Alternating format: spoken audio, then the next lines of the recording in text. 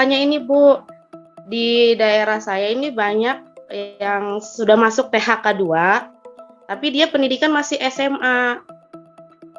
Jadi mereka tuh mau daftar, ya sudahlah nggak usah daftar, soalnya karena kan kualifikasi pendidikannya belum memadai gitu Bu. Itu kelanjutannya ke depannya bagaimana Ibu?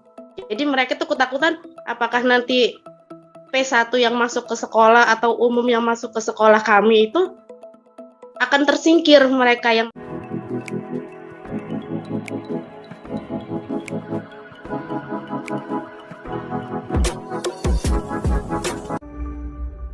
masuk PHK 2 gitu Bu.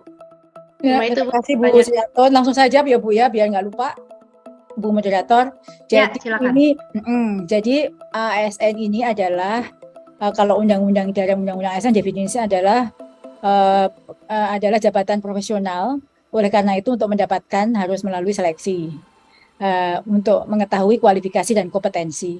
Jadi tentu dasarnya adalah undang-undang yang ada, undang-undang guru dosen, bahwa kualifikasinya itu adalah S1 atau D4, kompetensinya adalah memenuhi 4 kompetensi. Sehingga harapan saya temannya Ibu itu segera menyelesaikan S1-nya, sehingga tahun depan kalau sudah selesai, dia bisa mengikuti seleksi ASN P3K. Kami sampaikan bahwa kalau tadi Pak Sumardiansyah menyampaikan tahun 2023 sudah ada surat edaran, kami berharap tahun depan semua tuntas, 400.000 guru itu sudah ditempatkan dan kami berusaha untuk itu.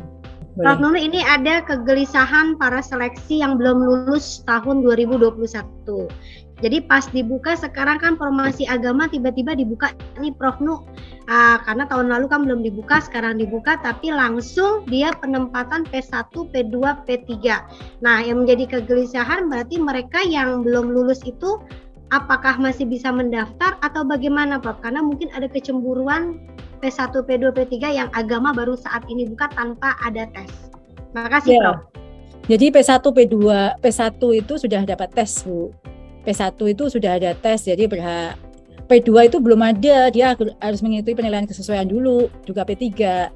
Yang bisa langsung mendapatkan penempatan adalah P1. Lalu apakah nanti jika guru agama Islam itu akan mendapatkan formasi, jika masih tersedia formasi di daerah itu, yang bersangkutan bisa melamar.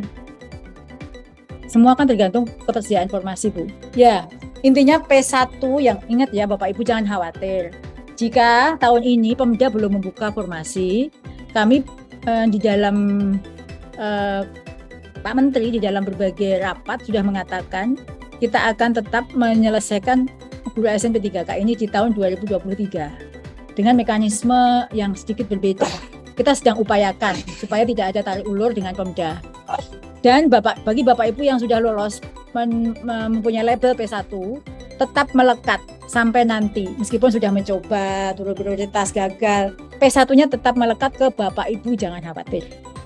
Meskipun Bapak Ibu sudah tidak punya satuan pendidikan karena diberhentikan, di database kami Bapak Ibu adalah P1 yang mendapatkan prioritas 1. Oke, terima kasih Prof. Nunu untuk kesediaannya hari ini untuk memberikan sosialisasi terkait sosialisasi P3K tahun 2023. Mudah-mudahan Bapak Ibu yang hari ini sudah memberikan pertanyaan terjawab dan selebihnya nanti bisa dicek. 127.000 ini sudah mendapatkan notifikasi tersedia formasi, plus ada formasi 11.349 ini yang boleh memilih JF lainnya jika dia memiliki atau mau tetap di jabatan yang sekarang tetapi menunggu sampai dibuka formasi.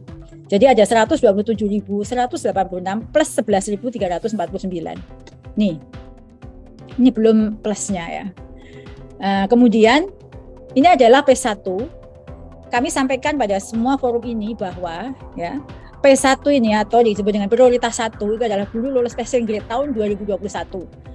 Dari manapun asalnya, apakah dia guru honorer sekolah negeri, PHK 2, guru sekolah swasta, lulusan PPG, mempunyai hak yang sama sebagai P1.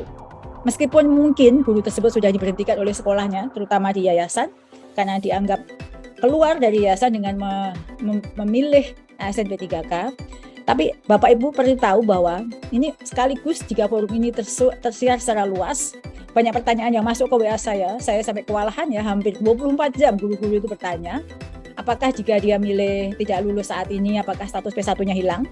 P1 terkunci pada jabatan atau formasi passing grade-nya.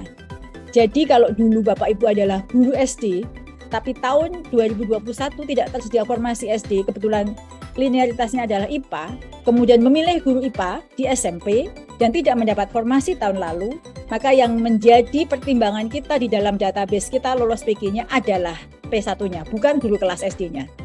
Jadi itu yang harus diketahui.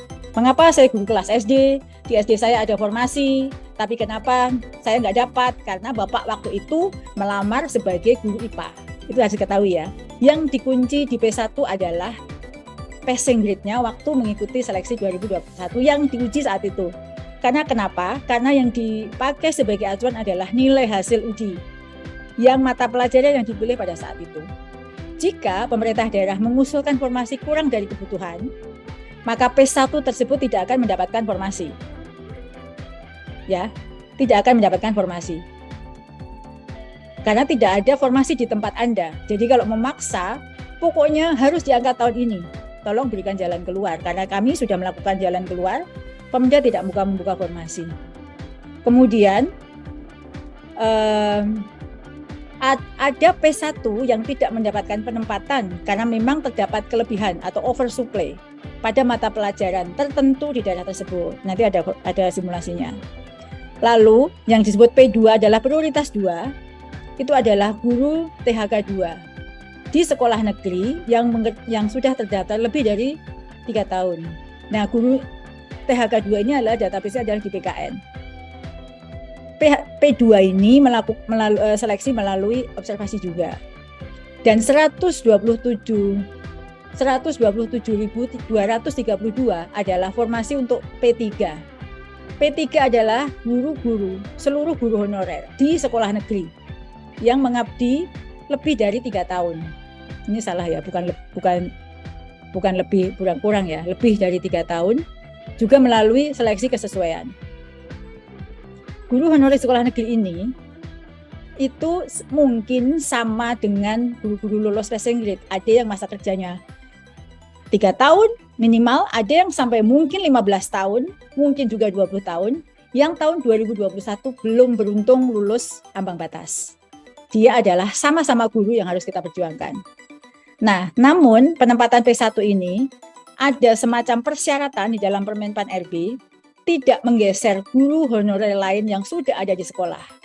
Karena kita belajar dari pengalaman tahun 2021, karena ada seleksi ketat dengan lolos ranking, maka ada ya guru sekolah lain yang lebih tinggi nilainya dari sekolah asal, sehingga guru sekolah asal itu tergeser dan sampai sekarang tidak mendapatkan pekerjaan. Sehingga pada tahun 2022 ini tidak menggeser guru honorer lain. Jadi jika ada guru IPA di dalam satu sekolah SMP 2 misalnya, Kabupaten Karanganyar, dia ada formasi IPA di sekolah itu, namun ada guru honorer IPA juga di sekolah itu, maka guru tersebut tidak bisa menggeser temannya sendiri sesama guru IPA. Maka ada belum selesai P1 sudah dibuka P2. Karena memang P2 ini tidak akan digeser. Karena dia adalah sama-sama guru yang punya hak yang sama. P1 yang tidak dapat ditempatkan diberi kesempatan untuk memilih formasi yang masih kosong dengan menggunakan mata pelajaran lainnya. Ini peta linearitas berlaku saat ini. Jika P1 melakukan hal tersebut, ada ya tawaran bisa turun prioritas, istilahnya sebenarnya adalah menggunakan P lain, menggunakan GF lainnya. Maka dia akan mengikuti seleksi observasi dan verifikasi bersama kelompok P2. P1 tetap diprioritaskan saat ini, pada saat itu. Dan jika dalam itu ada kemungkinan tidak lulus, ketika turun prioritas, jangan khawatir. Status P1-nya masih melekat sampai tahun depan. Nah, 62.000 masih ada formasi umum yang dibuka. Ini saya sekaligus menjawab pertanyaan, mengapa ada formasi umum? Jadi formasi P3 untuk umum hanya formasi kosong yang sama sekali tidak ada guru honorernya. Formasi ini bukan formasi yang sama mata pelajarannya dengan formasi P1 yang tidak mendapat penempatan. Jika masih ada P1 guru bahasa Inggris yang tidak mendapat penempatan, maka tidak akan ada